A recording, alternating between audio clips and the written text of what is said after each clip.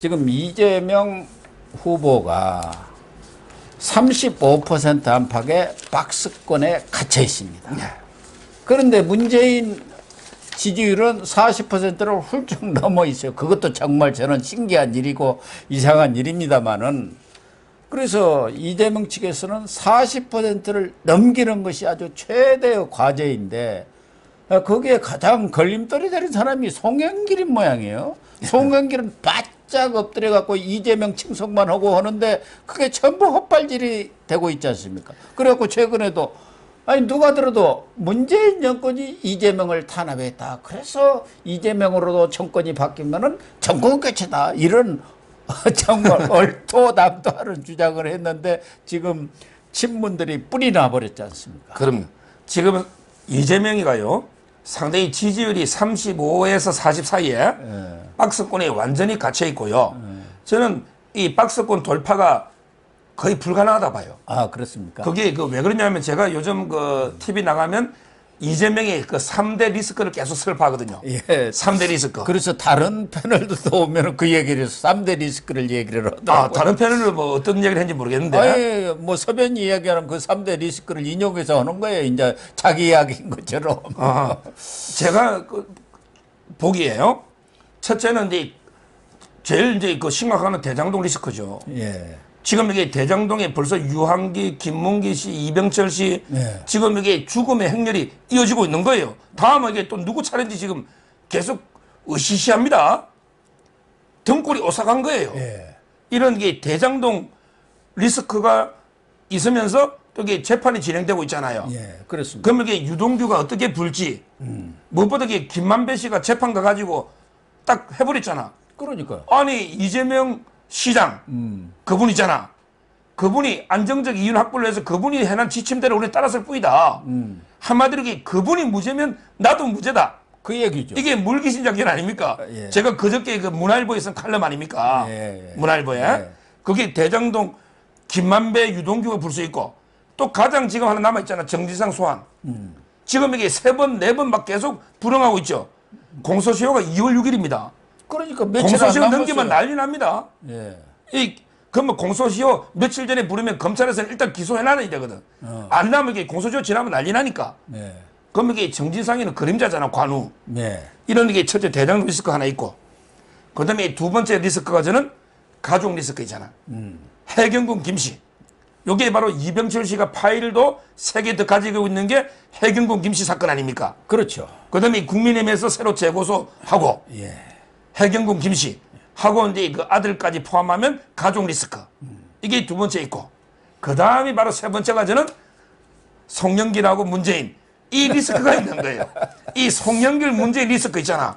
엑스맨이에요. 와, 이준석이 문제 못지 않을 겁니다. 이 송영길이는 뭐 자기 딴에는 잔머리를 굴린 거예요. 왜? 네. 정권을 교체해야 된다는 여론이 많으니까. 그렇죠. 그러니까 이제 문재인하고 뭔가 차별해야지 정권 교체 여론도 좀 먹잖아. 네. 이래가지고 이게 그 위한다는 생각으로 떠들어가지고 이게 그 이재명이도 문재인한테 탄압을 받았기 때문에 이재명이 되는 것도 정권 교체 아닙니까? 예. 이야기거든. 예. 이게 전형적인 소탐 대실이야. 자, 송영길이가 그렇게 떠든 데서 올 표가 어디 있어요? 예. 이미 중앙에는 안철수가 딱 방파제. 이게 안철수의 역할이에요. 방파제 안철수가 역할. 딱 방파제가 이재명한테 지지율이 못 가게 하잖아. 예. 윤석열이 아무리 실망해도 안철수까지는 간단 말이에요. 예. 또 다시 돌을 수도 있지. 근데 이재명한테는 안 가잖아요. 근데 이 말해 가지고 얻을 표는 없어요. 근데 보세요. 벌써 이럴 표는 지금 이게 막 친문들, 대깨문들 많잖아. 이 무슨 송영길이 망발이야. 제가 방송 갔더니 좌파 패널도 전부 송영길이 욕하더라고. 송영길이 변호한 사람이 한 명도 없어. 좌파 패널 중에. 그래? 한 명도 없어요. 왜? 전부 친문이지. 예. 친문 패널이잖아. 그러니까요. 이재명이조차도 이거 오버했다고 그러잖아. 이재명이조차도. 이 도움 안 되는 거라고. 이재명이를 도와준다고 이재명이가 할 얘기를 자기가 한다고 했는데 그게 지금 이재명이가 봐도 좀 오버해 버렸네. 그러니까. 그렇게 된 거 아닙니까? 이런 게 자살골 때문에 저는 이게 그 박스권 돌파가 어렵다. 이렇게 보는 거죠.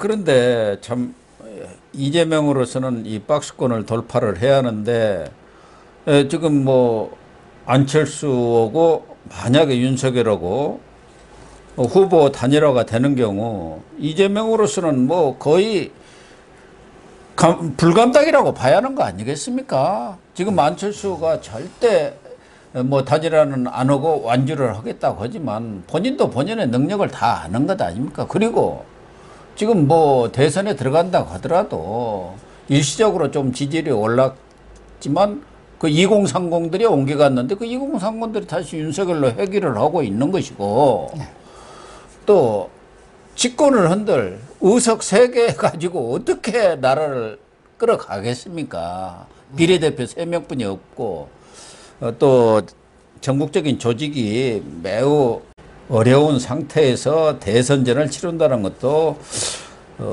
저희들이 보기에는 좀 무리 아니냐 그런 측면에서 지금 완주하겠다는 것도 앞으로 협상을 대비한 그런 전략, 버티기 전략이랄까 밀당 전략이라고 보는 것이 합당한 거 아닙니까? 저는 단일화에 대해서는 제가 확실한 소신이 있습니다. 예. 단일화는 이게 2가지 방법으로 무조건 해야 된다. 2가지 방법이 있어요. 자, 1단계 가장 좋은 거는 윤석열하고 안철수가 스스로의 그 협상을 통해서 공동 정권으로 가는 게 단일화 있잖아요. 예. 이게 우리가 뭐 보통 말하는 단일화죠. 예. 윤석열 후보하고 안철수가 자기들에게 협상회가 우리 공동 정권으로 정권 교체하자, 협상하자. 그다음에 방법은 여론조사를 뭐 몇 군데 맡겨가지고 우리 오세훈하고 한 것처럼 뭐 역선택 방지 이런 빼고 요 지저분하게 모든 여론조사에 역선택 배제 이런 거 없잖아요. 그 윤석열 후보도 그런 거 자식으로 그런 거 주장하지 말고 화끈하게 그냥 여론조사 전 국민 대상으로 그렇게 해야죠. 한번 하자. 예. 내가 이기든 저든. 이게 1단계 가장 좋은 단일화고요. 예. 그 다음에 중요한 게 2단계 단일화가 있어요. 요게 중요한데 뭐냐면 이게 그러면 1단계 단일화가 최악의 결렬될 수도 있잖아. 예. 결렬될 수 있잖아요. 이때는 국민들이 강제로 단일화해야 됩니다. 예. 이게 무슨 말이냐. 안철수 쪽으로 좀 흘러갔던 표들이 있잖아. 예. 이 사람들이 다시 이게 윤석열을 찍어야 돼요. 왜냐하면 이게 단일화가 끝내 결렬됐다.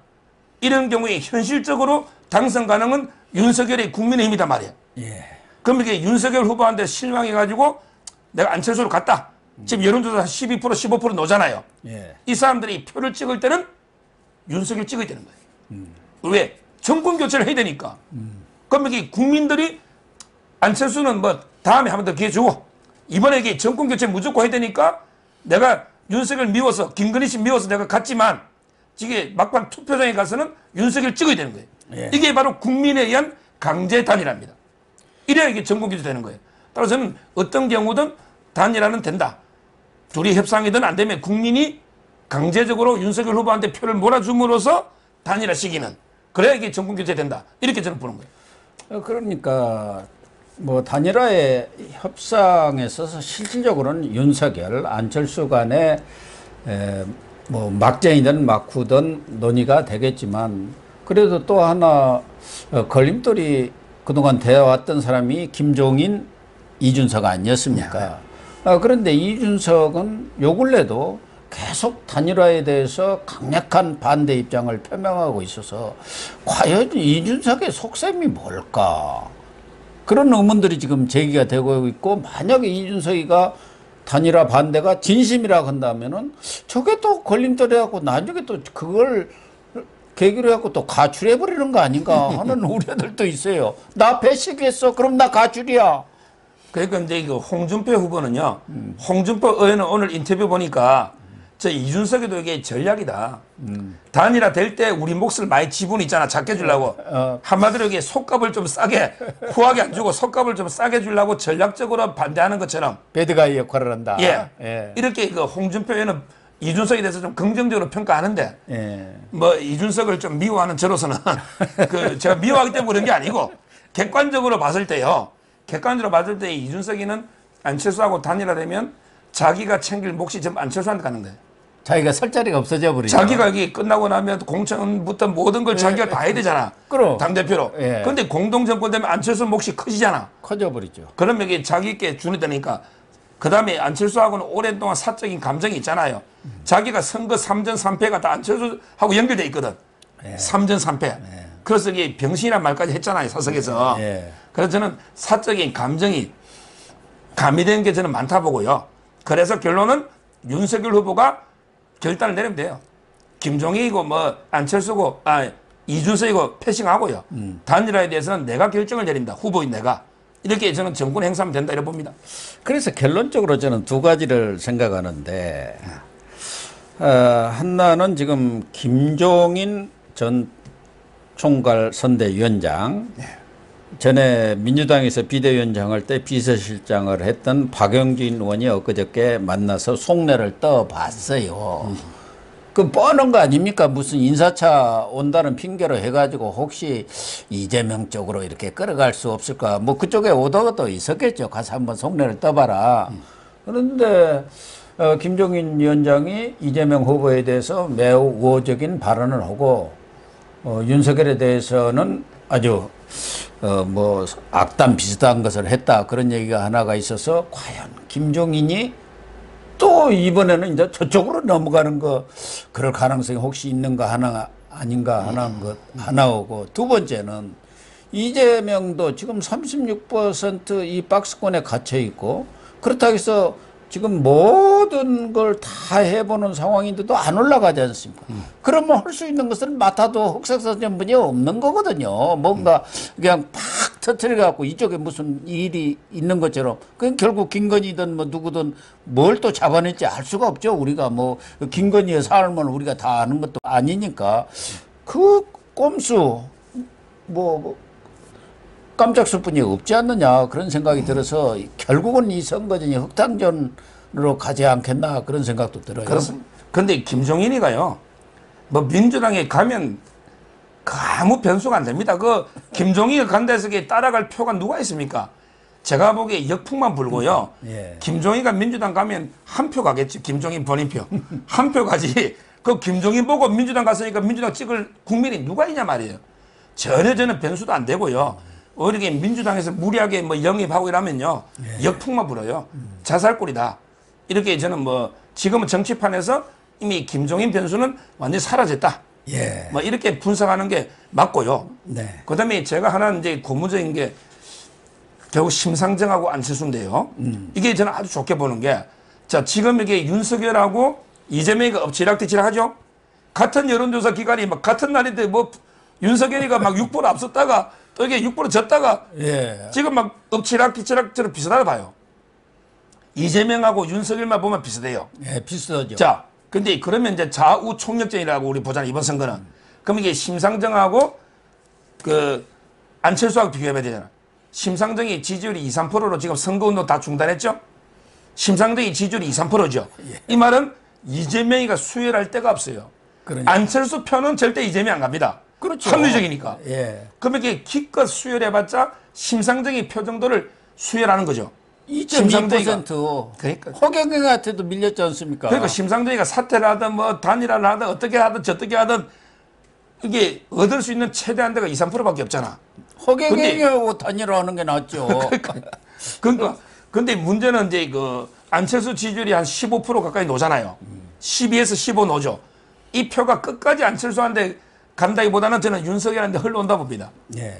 왜? 어차피 정권 교체가 제일 중요하잖아요. 그렇죠. 그러면 이게 윤석열 후보는 지금 이재명과 비슷해도 얼마든지 안철수 표를 흡수할 수 있는 이런 이게 잠재적인 흡수할 때가 많잖아. 예. 단일화되면 제일 좋고 예. 단일화 안 돼도 이게 국민이 강제로 아까 넘어온다 했잖아요. 이러면 이게 저는 윤석열은 확장성이 크다. 근데 이재명이는 그게 없잖아요.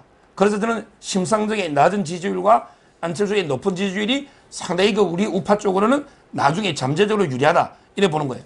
그래서 이재명이가 쓸 수 있는 것은 엑스파일 뿐이 없다니까요. 그거 아니고는 이게 판을 뒤집을 가능성이 지금 거의 희박하다고 보여지지 않습니까? 그걸 좀 경계를 해야 한다. 그것도 뭐 물론 윤석열 캠프 쪽에서도 경계하겠지만 우리 국민들이나 시청자들도 그런데 넘어가면 안 됩니다. 지난번은 4.7 재보선 때도 지금 페라가모고 생태탕은 어디로 가버렸습니까? 그게 거짓이라는 게 백일하에 드러났잖아요.